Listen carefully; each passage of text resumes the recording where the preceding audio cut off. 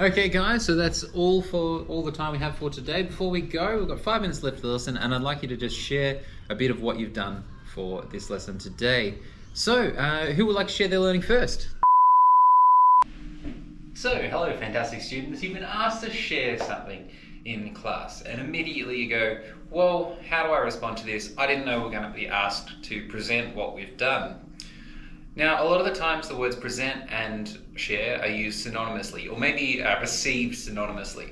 But what I want you to think about when you hear the word share is not, okay, I've got to have something perfect and polished, but rather I want you to have something that is true and an honest reflection of what you've been doing in the last period of time.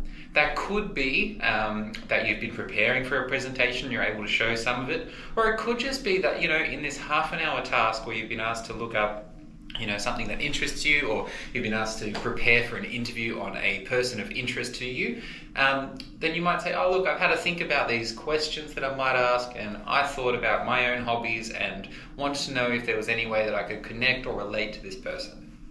Done. Simple as that. Now, I'm going to say there is a catch when I say simple as that, because simple is just like beauty. It's in the eye of the beholder.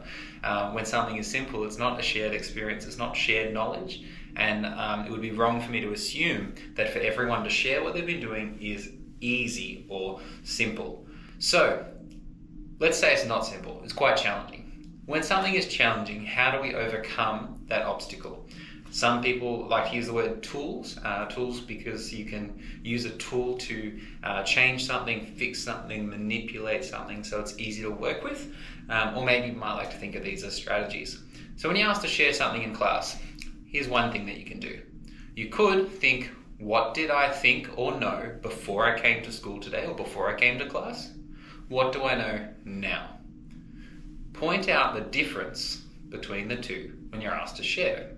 That could sound something like, before I watched this video, I assumed that when I was asked to share what I'd been doing, that I needed to give a polished presentation and have my work look really nice.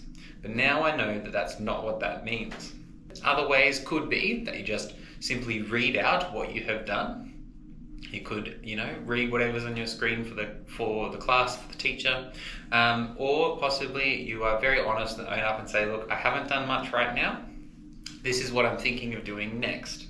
That way you're still giving an answer, you're still showing that you engage with the learning, even if you've been spending a bit of time in that thinking phase, getting ready to do the work. Cool, so there are a few different ways that you could do it. I'm hoping that you'll be able to share a bit more confidently next time that you're asked to share something in class. And before I wrap up this short video, I just want you to think about why we actually do get you to share, and why we as in teachers, or why you might be asked to share things at work and collaborate with other people. A lot of the science and research around our memory, how it works and how learning works, says that if we actually want to remember stuff, if we want to take things in, we need to experience it, we need to engage with it, we need to work on it with other people.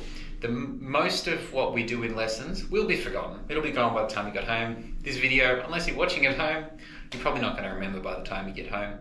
Unless, of course, by me saying that means that you remember it at home. So, where was I? Speaking of not polished, I was saying that when you do watch a video or you do some learning, if you're able to discuss it with others, then it goes to another part of your brain. You build another, what's called a neural pathway. My teacher in high school for psychology talked to me about neural pathways and how dendrites always fire off to the left, just like the Beyonce song. To the left, to the left. So we're joining those neural pathways with different parts of our brain to help us remember those better and form stronger memories. There's a bit of science for you about why we collaborate. So I hope this helps. Remember, go back, watch these if you need to. Those 3 different strategies or tools, whatever you want to call them, to help you with sharing your learning next time you're asked to share. Thanks for watching.